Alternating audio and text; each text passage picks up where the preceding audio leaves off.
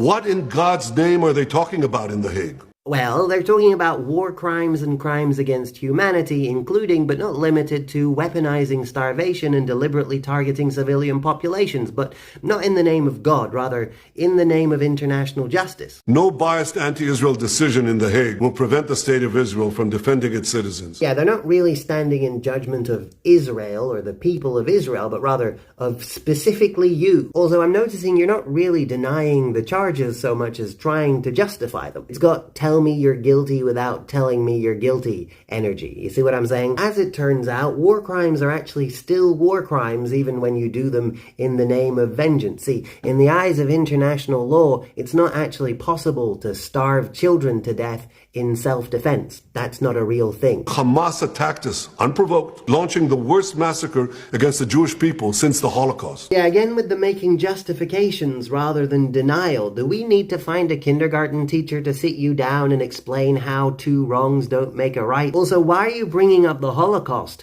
all of a sudden? If I didn't know any better, I'd think you were trying to rhetorically hide your crimes behind the collective suffering of the Jewish people, trying to use that collective identity as a shield to avoid taking personal accountability for yourself, which seems a bit anti-Semitic, doesn't it? Israel will not recognize the validity of this decision. When Saddam Hussein stood trial for his crimes against humanity, one of the first things he said was he did not recognize the court's authority to stand in judgment of him. You know, right before they found him guilty and then hanged him. You might recognize this guy. I remember him well because I'm Norwegian. Now, when he stood trial, he also rejected the court's authority to stand in judgment of him. And the judge in that case responded in probably the most Norwegian way possible. She said, "We'll make a note of that," and then she proceeded to stand in judgment of him anyway. See, when a criminal faces judgment, their recognition of the judge is not really all that important. And since you don't want to recognize your personal accountability to be judged for your crimes against humanity,